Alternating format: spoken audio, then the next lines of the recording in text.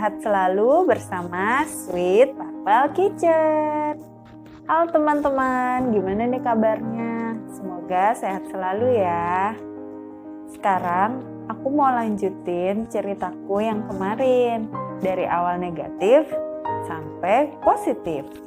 Buat teman-teman yang belum nonton ceritaku yang part 1, klik tombol icon di atas ya. Melanjutkan ceritaku yang kemarin, Rabu tanggal 10 Februari jam 8 pagi, aku diantar suami ke salah satu klinik untuk melakukan tes rapid antigen yang kedua. Ini cuplikannya. Saat pengambilan sampel cairan dari hidung, rasanya tuh nggak enak banget. Emang sih kurang nyaman. Kalian bayangin aja deh. Sikat yang panjang dimasukin sampai ke batas ujung hidung, rasanya tuh sakit banget, beneran deh. Tapi itulah prosesnya, mau gak mau ya harus dilakuin. Menunggu hasilnya kurang lebih 20 menit, terus perawatnya kan datang. Bu Devi, mohon maaf, hasilnya aku udah deg-degan aja, positif samar. Tapi dikteknya itu samar, kata dia gitu. Waduh, saya bilang, terus harus gimana nih Mbak? Jadi lebih baik Ibu langsung PCR swab aja untuk tahu hasil yang lebih jelasnya. Karena hati udah campur aduk, terus langsung aja cari informasi tentang rumah sakit atau lab yang bisa cek PCR swab, tapi hasilnya tuh cepat diketahuinya. Terus saya sama suami dikasih tahu sama teman kantor suami, katanya ada namanya GSI Lab. Nanti aku kasih tahu ya alamat lengkapnya. Jadi di situ pemeriksaannya tuh drive-thru, nggak harus punya mobil sih sebenarnya. Kayak aku juga kesana naik motor berdua sama suamiku. Jadi waktu itu aku dikasih link webnya untuk daftar atau registrasi. Pertama kita bikin akunnya, terus registrasi, isi biodata, sama isi tanggal dan waktu pemeriksaan yang kita inginkan.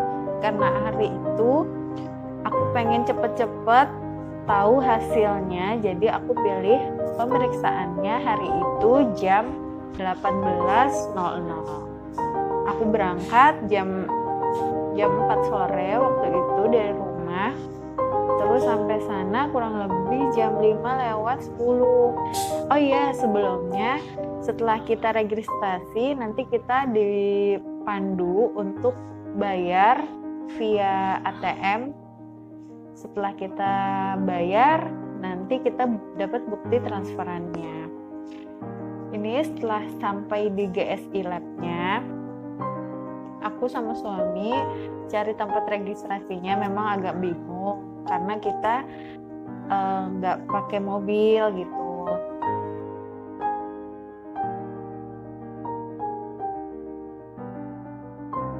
Nah, setelah itu sampai di sana ketemu sama petugasnya, disuruh menyerahkan KTP si pemohon atau KTP aku ya, karena aku yang mau diperiksa, terus sama bukti transfer pembayaran.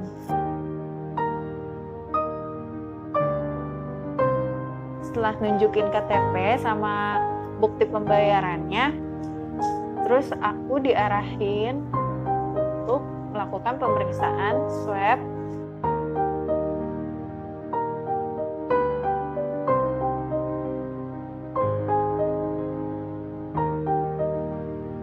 Di sini kalian bisa lihat nih cuplikan videonya pada saat aku melakukan pemeriksaan PCR swab.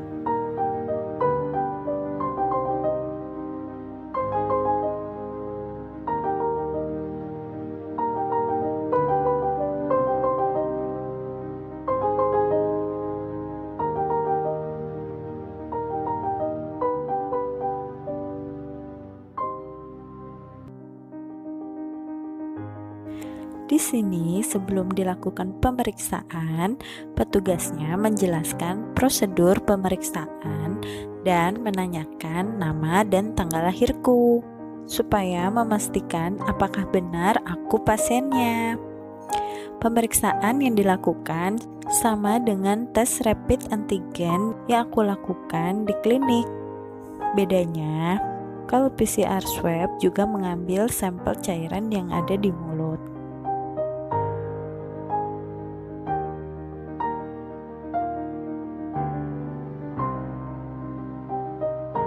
Alhamdulillah selesai juga. Sehari 2 kali dicolok hidungnya, rasanya nikmat banget. Makasih Bu.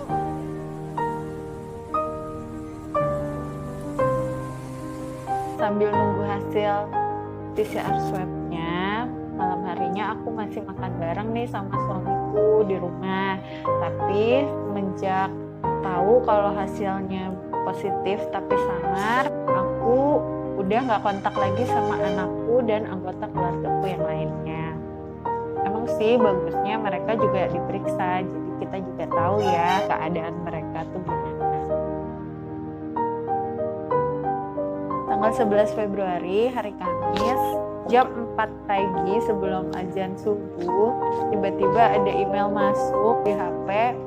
Terus aku buka, ternyata itu dari GSI Lab yang ngasih tahu hasil pemeriksaan PCR swab aku. Di situ aku deg-degan banget.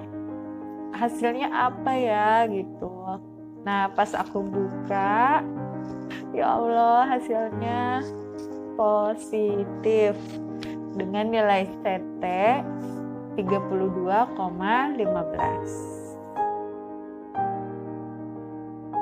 Itu aku langsung bangunin suamiku buat ngasih tahu hasil pemeriksaan PCR swab punyaku. Rasanya campur aduk antara pengen nangis, tapi ya udahlah, mau gimana lagi kan, itulah hasilnya. Jadi aku berusaha buat ikhlas nerimanya. Semoga ini yang terbaik dari Allah dan ambil hikmahnya aja.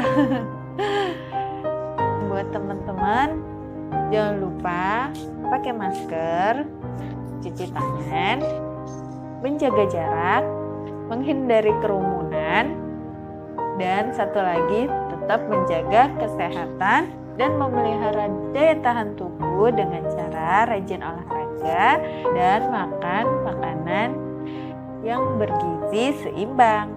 Kayaknya udah dulu deh cerita dari aku. Semoga ceritaku ini bisa menjadi pelajaran buat kita semua. Kita juga gak bisa nyalahin keadaan, nyalahin siapapun. Itu semua udah jalan dari Allah Subhanahu wa Ta'ala. Kita sebagai manusia hanya bisa menerima dan menjalaninya dengan ikhlas. Aku dikasih penyakit seperti ini, aku bisa diampuni dosa-dosanya, digugurkan dosa-dosanya oleh Allah Subhanahu wa Ta'ala. Dan aku harus tetap berpikiran positif.